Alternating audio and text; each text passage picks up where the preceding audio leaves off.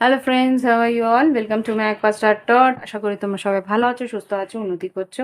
আজকে আমি দেখবো তোমাদের আগামী দিনে কি এনার্জি আসবে। এঞ্জেলস প্লিজ আমাকে দেখাও আগামী দিন আমার কালেকটিভ বন্ধুদের কি এনার্জি আছে। এটা কালেকটিভ রিডিং, সুতরাং সবচেয়ে মিলবে তার কিন্তু গ্যারান্টি হয় না।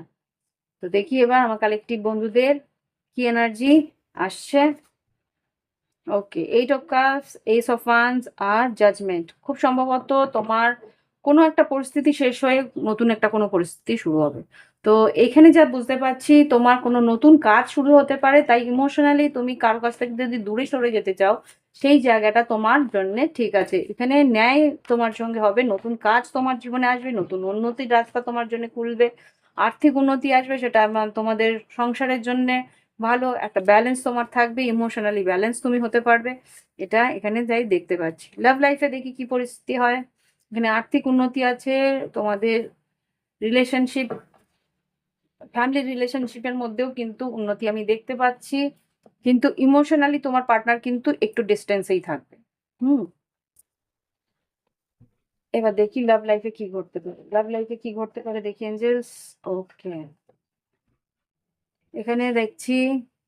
ওকে, হুম, ট্রু লাভ, প্রেগনেন্সি, গ্র্যাটিটিউড, আর কি আছে, কেমিস্ট্রি আর ব্যালেন্সিং এনার্জি। খুব সম্ভবত তুমি তোমার জীবনে নতুন একটা অধ্যায় শুরু হয়েছে। এখানে এস অফ ওয়ান্স এসছে, প্রেগনেন্সি এসছে।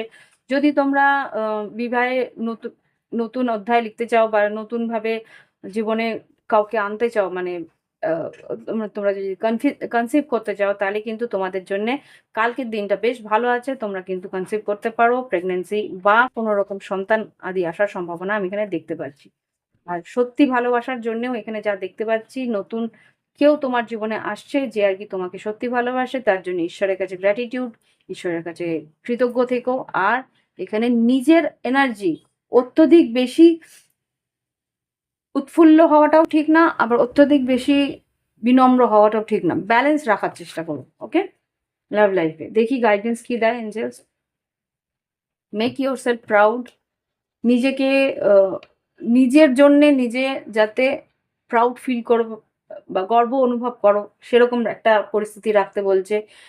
Create a nurturing and caring space. Nurturing caring space বলতে তোমার পার্টনারের সঙ্গে একটা আহ, খেয়াল রাখা হতে পারে। তার সঙ্গে রাগ অভিমান চলছে, তবুও তার খেয়াল রাখার জন্য একটা আহ, আহ, তার সঙ্গে সঠিকভাবে ব্যবহারটা, হুম, স্পেস তুমি রাখো। তার সঙ্গে একটা ডিস্টেন্স হয়তো তোমাদের মতের মিল হচ্ছে না বা কোনো রকম বৈচারিক অমিল রয়েছে, তো সেই জায়গা থেকে বৈচারিক অমিল থাকতেই পারে। তার জন্য তার খেয়াল রাখবো না, তাকে তার টেক কেয়ার করবো না, সেটা ঠিক নয়। তার জন্য সেই জায়গাটাকে রাখো যে সে, তার খেয়াল রাখা, তার তার প্রতি তোমার যে দায়িত্ব আছে সেটা খেয়াল রাখো।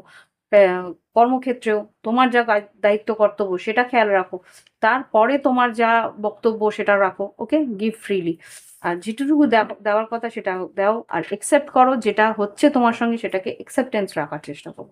যদি তোমার ভুল থেকে থাকে সেটাকে মেনে নেওয়ার চেষ্টা করো, শেখার চেষ্টা করো। ওকে, তো এই হচ্ছে রিডিং। ভালো লাগলে অবশ্যই লাইক দিও, কমেন্ট করো, সঙ্গে থেকো। Thank you for watching my video. আমার ভিডিও দেখার জন্য অসংখ্য ধন্যবাদ। আর এইভাবে আমার সঙ্গে জুড়ে থাকতে চাও যদি, তাহলে সাবস্ক্রাইব করে বেল বাটন ক্লিক করে নোটিফিকেশন বেল অন করে রেখো। ওকে, এবার ফিরে আসবো আবার কোনো একটা রিডিংয়ে। সঙ্গে বাই বাই।